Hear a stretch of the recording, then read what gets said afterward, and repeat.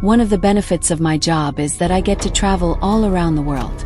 It's taken me to some amazing destinations like Greece and Italy, although most of the time I stay within the US. A few years ago, my job took me to a mountainous region in the northeastern United States called the Adirondacks. If anyone's familiar with the area, you know what I'm talking about when I say it's beautiful in the fall. The leaves change and it makes the mountains look like you're in a fairy tale or something. It's incredible. Usually my job pays for a hotel, but this time I wanted to spend some much-needed alone time in the mountains. So, I went through Airbnb to find a secluded mountain home for the weekend. I found a beautiful home that was nestled in the trees and had an incredible view that looked down part of a mountain from the back deck. This place was exactly what I was looking for. There were a few trails right by the house that I could jog on in the morning. And as I said, the back deck had an amazing view that I could just sit and relax and take in all the scenic beauty. For privacy reasons, I'm not going to reveal the name of the woman who posted the property on Airbnb. My work obligations were only in the late afternoon and early evening, so I could spend most of my time at the house. I got to the house later on Friday and I didn't do much except have a few drinks on the deck. I called it an early night. I woke up around 6 a.m. on Saturday and went for a jog on the trails that surround the house. You know that horrible feeling that you have when you're being watched? Well, I had that feeling for my entire jog. I blamed it on the anxiety of just being alone in the wilderness since I'm technically a city person. After my jog, I took a shower and just hung out around the house for a few hours. I kept hearing weird noises, but once again I just kept telling myself that it's my anxiety. I was in a wooden cabin up in the mountains. Of course, there were going to be all sorts of noises. I left the house a little after 3:30 in the afternoon and made my way into the town. I met my coworkers at a local restaurant and we took care of our business. After all of that, we decided to go out for a few drinks. I didn't want to admit it to myself or anyone else, but I was freaked out to go back to the house. I don't know if it was the feeling of being watched and all the strange noises or if the remote location was just a little too remote for me. Whatever it was, I was happy to take my time getting back. I even offered to have a little after party at the house, but my coworkers decided to turn in a little before 10 p.m. I put the fear beside me and made my way back to the house. I spent the entire drive trying to communicate with the irrational part of my brain that was freaked out. I repeated to myself over and over again that it's just a house. Houses make noises and I'm safe. I locked the doors and triple-checked that I've locked them before I go to bed. I got back to the house at about 10:45. I was relieved how tired I was. Even with all my nerves, I was confident I could fall asleep. I did indeed check all the locks 3 times and then try to go to bed. I spent the next few hours tossing and turning. I would drift away for a little bit and then hear something outside and be wide awake for 20 minutes. I tried turning on some music with my phone to drown out some of the noise, but the distraction of the music was keeping me awake. It was only a matter of time before I started hearing the noise again, even with the music playing. It was a little after midnight when I decided to go smoke a cigarette and contemplate just leaving early since I was already wide awake. I grabbed my coat, my phone, and my cigs and made my way downstairs. The stairs came out into the living room, and if you turned left at the bottom of the stairs, you would see a large open room that served as a dining room and a kitchen. The back of the room had a sliding door that led to the back deck, which was my current destination. I took one step into the dark room, and I thought I could see a shadow in the kitchen that was causing some of the moonlight from the window to be obstructed. I felt that horrible pit in my stomach turn into a cyclone as I just stood there.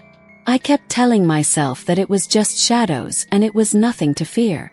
I decided to confront my fear and turn the light on. And the image of what I saw is still burned into my brain and is one of the scariest images I've ever seen. Standing in the kitchen, clear as day, was a man. He was probably 6 foot tall with long, shaggy hair and a thick beard.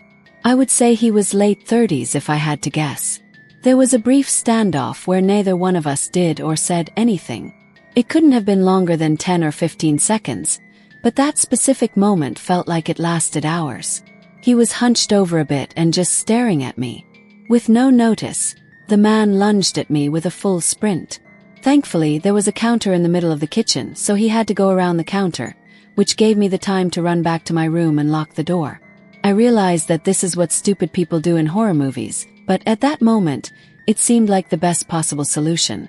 For starters, I didn't think I could make it to the front or back door without getting caught first. And if I was able to escape, I didn't have my keys and I didn't know if this man had a weapon or something, so I wasn't about to just run aimlessly into the woods. My room seemed like the safest place because I could lock the door, call 911, and just hope that the door's integrity would last until the police showed up. So that's just what I did. I locked the door, ran to the closet, and called the police. I told them the address and to hurry. The woman from the dispatch stayed on the line and told me that someone would be there soon. While I was waiting, the man started to beat on the door. They seemed like violent strikes on the wood of the door. After each strike, he would say the weirdest things. Like he kept saying that he loves me and that he's changed. I got a good look at this man in the kitchen, and I knew without a doubt that I had no idea who this guy was. I started yelling back to the man that I didn't know him and that he had the wrong woman, but it was like he couldn't hear me. He just kept yelling about how much he loved me and that he needed me back. I could hear the door starting to break. When I looked, I could see his fists starting to penetrate the wood of the door from him, striking it repeatedly. I'm so grateful that I heard sirens at this point. I heard several cars pull in and they came at the perfect time. Just as the man was able to get his entire hand through the door, I heard a loud crash accompanied by the sound of the police yelling at the man. At the same time, I decided to jump out of the bedroom window since it led to a small roof that I figured I could try to scale down. The crash I had heard right before was the police tackling the man to the ground just as he was about to get into the bedroom. I flagged one of the officers from the roof and he helped me get down. The police arrested the man and he continued yelling incoherently as they put him in the back of a squad car. They called the owner of the house and that's when we finally started to get a few answers. This guy was the ex-fiancé of the woman who owns the house. Apparently, the guy had gone off the grid for a while after a bad breakup. The most disturbing part of all of this was the guy had been living in one of the closets of the house for a few days. Inside the closet, they found a bunch of beer cans and snack foods. I don't know why he didn't act sooner, but I'm so thankful he didn't because this could have ended a lot worse for me. If I hadn't decided to get up for a smoke at that moment, this story could have had a much more tragic ending. The police told me that he had a knife from the kitchen inside his belt loop. It made me think to myself, I probably caught him in the act of getting the knife. The owner of the house felt horrible and last I knew, the man was going to jail, but who knows? It's just so scary for me to think that I checked the lock 3 times and it didn't even matter because this creep was already in the house. I guess you never know what can happen. This may be the only time in history that going outside for a smoke saved a life. Okay, so this is a weird story. I was freaked out in the moment, but for a while I thought maybe I was just overreacting. It was almost 2 years ago and I interviewed for a job that was in another state. It was about a 5-hour drive. Instead of driving home after the interview, my soon-to-be wife suggested that I find an Airbnb to stay at for the night. I'm hopeless when it comes to apps like this and I have no idea how to find a good place. She downloaded the app for me, found a place that looked nice, and it was only about a 10-minute drive from where the interview was being held. I booked the spot and got myself ready for the interview. The guy who owned the house was really nice. I was messaging him about why I was coming down and he told me that if I wanted to, I could get into the house early that day so I could get myself ready and prepared for the interview instead of driving for 5 hours and then going straight into the interview. I thought that was really nice. The owner sent me the code to get in and gave me all the instructions on how to lock the door. Well, it's literally one button, but still good to know since I had never used one of those keypad locks before this. My interview was at 3 o'clock. I had more than enough time to shower and get myself mentally prepared for the interview. When I plugged in the interview address into the GPS, it said 9 minutes, so I planned on giving myself at least 30 minutes in case I got lost or hit traffic. After the interview, I grabbed some tacos and went back to the house.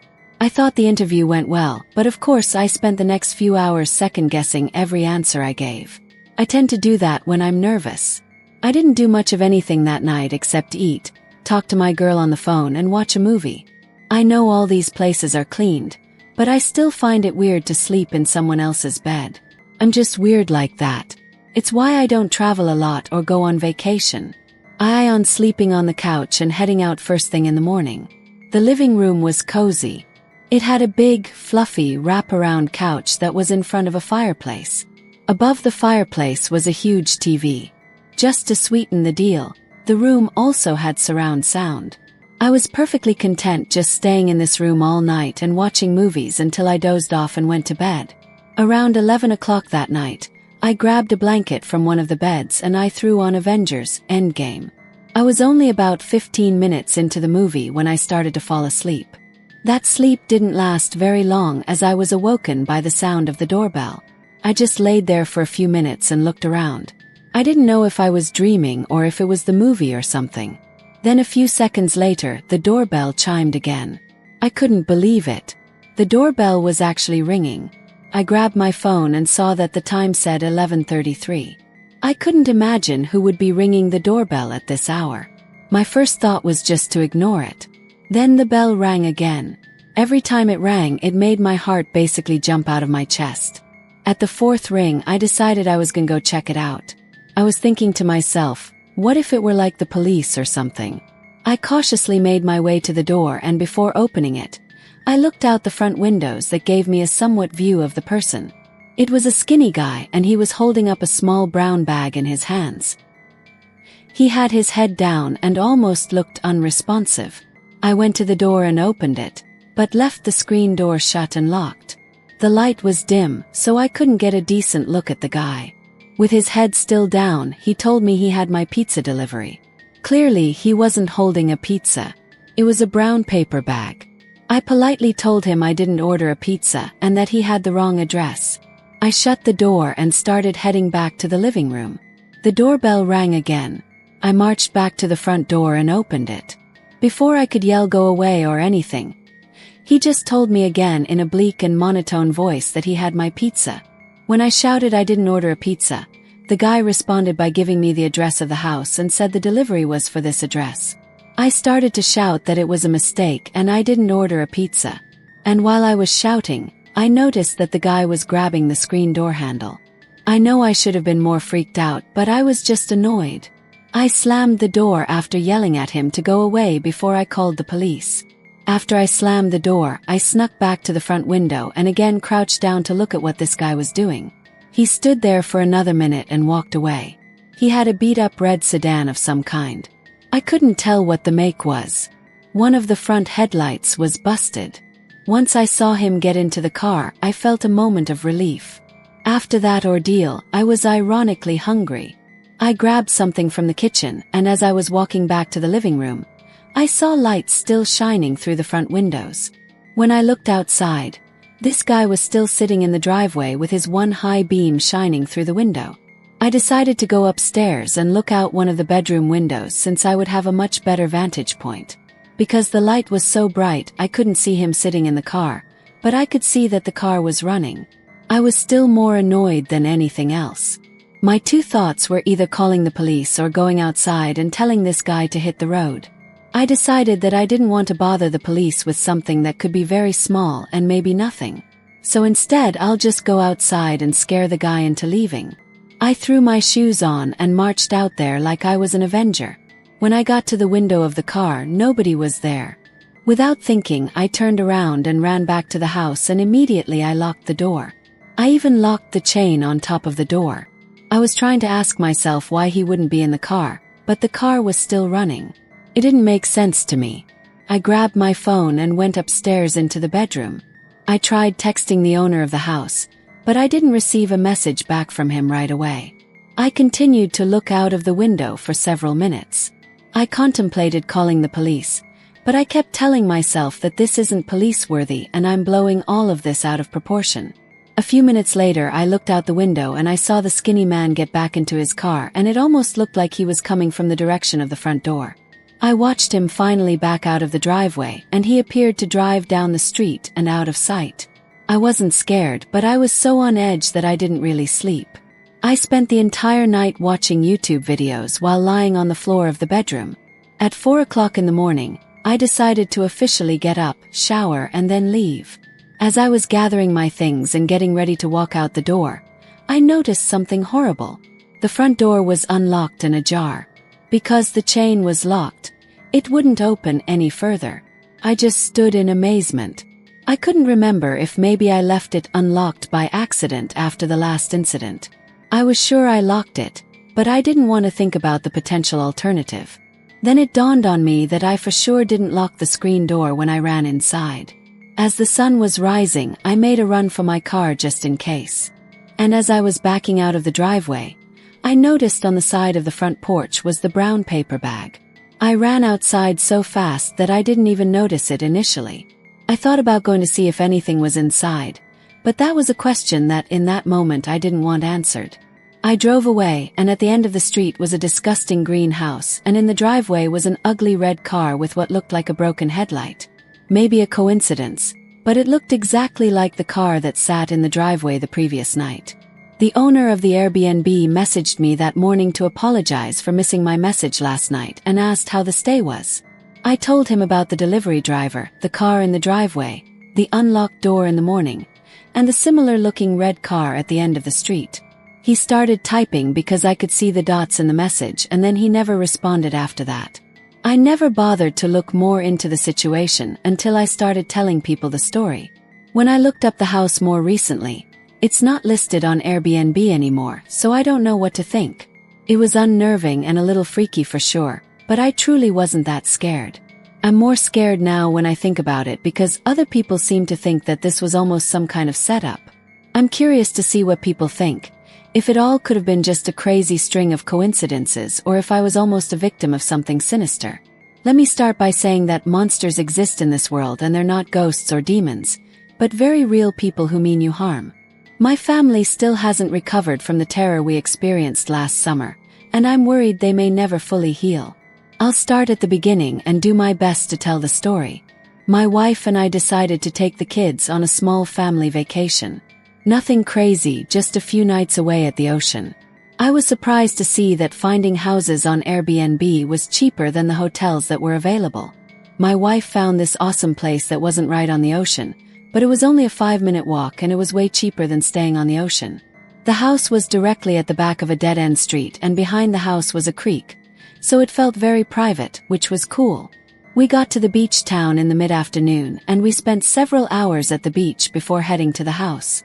My son was 8 and my daughter was 13 and usually they fight constantly, but something about being at the ocean caused them to play together like good siblings. This would probably be the highlight of the trip because things started going downhill after that. We got to the house at 5 o'clock and unpacked our bags. The kiddos claimed their rooms and we all got cleaned up from the beach. My wife brought a bunch of meals to cook instead of us having to go out every night. She loves to cook, which I love. There really is nothing better than a home-cooked meal. The deal is she cooks and I do the dishes. Seems like a fair trade-off. That night we stayed up for a few hours and played Uno and then we eventually went to bed. I slept like a baby that night. I wish I could have said the same thing about my son. The next morning, he looked exhausted at breakfast. The poor kid barely touched his food. When I asked him what was wrong, he just put his head down and didn't say anything. He almost looked embarrassed. After a little bit of prying, he finally caved in and told me what was wrong. He claimed that he saw ghosts the previous night. Yes, you heard me correctly. My 8-year-old son claimed to have seen ghosts. When I asked him to explain more, he told me that he saw the shadows move around in the backyard.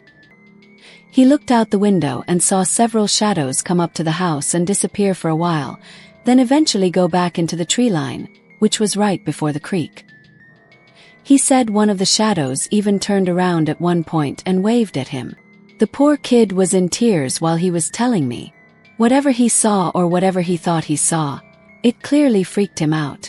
My wife and I, and even my daughter, were giving him the ghosts aren't real talk. Took a little while, but he finally started acting like himself again. We went to the beach that day and had another fun day together hitting waves and building sandcastles. When we got back to the house, I noticed that the door wasn't locked. I asked my wife if she had locked it and she wasn't sure. I'm compulsive about locking the door and unfortunately, she isn't. I would have been more annoyed. But anything of value that we had was with me and after a little walk around the house, nothing looked out of place. Another evening of cooking and card games, and then the kids went to bed around 10 p.m. My wife and I stayed up for a little bit longer and had a few drinks. I didn't look at the exact time, but I would say it was nearly midnight when my son knocked on our bedroom door. He could barely talk and the poor was trembling. He said the ghosts are back and they're in the backyard again. I sprang up and looked out all the windows, and I didn't see anything. I kept asking him to point them out, but he was too scared to even look out the window. The only thing that was admittedly a little weird was that the backyard floodlight was on, but that could have been set off by anything like the wind or even an animal. I spent the next few minutes trying to comfort him and tell him everything was okay. When he finally spoke, he barely got the words out. He said one of the ghosts tapped on his window. He told him that if he screamed, he would hurt his entire family. According to my son, he asked the ghost to leave him alone, and apparently, the ghost said he'd leave him alone if he opened the door. Instead of opening the door, my son came to wake us up. I was scared, but not because I thought ghosts were real, rather because something was clearly terrifying my poor son. I was thinking maybe my daughter showed him a movie or something that he wasn't supposed to see. Or maybe he was just homesick since he hadn't traveled much as a family. That night, he slept with us, and I didn't sleep very well because I could feel him shaking all night. The kid was truly scared out of his mind. At breakfast, it was the same as the day before. He barely touched his food, and he looked like he was about to collapse into his scrambled eggs. I pitched an idea to him and the rest of the family. I proposed that we have a camp out in the living room. We can make a fort and we'll all sleep together. It'll be like a family sleepover or something. The kids loved it, especially my son. If he was going to see the ghosts tonight, at least I'd be there with him. We played games for a while, but eventually we all fell asleep. At 2:30 in the morning, my son was shaking me awake and said that the ghosts were outside. I got up expecting to see nothing, and I couldn't be more wrong. At the sliding door were 3 hooded figures wearing these creepy black masks with these bulging white eyes. They almost looked like golf balls. I shouted some kind of nonsense out of fear, and that woke up my wife and daughter. As soon as they saw the masked figures, they started to scream and shout. During all the commotion, I saw one figure trying to open the sliding door, but thankfully it was locked. My daughter, thinking quickly on her feet, called 911. I grabbed a big walking stick that was inside the house and approached the door. I realized that if they had real weapons, the walking stick would be useless, but I was in fight or flight mode, and I had to protect my family. I started yelling at them to leave my family alone, and they looked like they were taunting me, almost like they were enjoying the mental pain they were putting my family through. The person on the left side of the door pulled out what looked like a knife and started waving it back and forth. My family was in tears and continued screaming for their lives. I'll never forget those horrible screams. And then, out of nowhere, almost like a scene from a movie, I saw the person at the end get tackled by a police officer. The other 2 sprinted away, but didn't get very far, as they were also caught by the local police force. They were arrested, and when I saw the faces under the masks, I was almost more afraid. They were 3 young men, just normal-looking guys. I found out months later that 2 of the men were 20, and one of them was 18. My son thought these 3 masked men were ghosts because it was dark and they were dressed in all black. When they were apprehended, I was informed that all 3 of them had a knife on them, not just the one guy who showed his knife. I'm convinced these random young men were targeting us specifically, considering they kept coming back. After talking extensively with local law enforcement, apparently, there's a group of punks in the area that target tourists, especially tourists with families. I guess they assume that tourists with families have more money, and when they have kids, they're easier targets. The police weren't overly concerned, which made me fear that this happens all too often. It makes me sad and angry that these types of people exist in the world. You hear stories like this all over the internet, but you never think it could happen to you, especially on vacation. The police seem to think that they wouldn't have physically harmed us and they only wanted our money. But no one knows what they were capable of doing if they were able to get through that sliding door. Not to mention, the mental scars we got from this trip will last a lifetime. Sometimes the mental scars are much more painful than the physical ones. I don't actually know what became of these men, and thankfully, I'll never find out because I will never be returning to that Airbnb or that beach town for the rest of my life.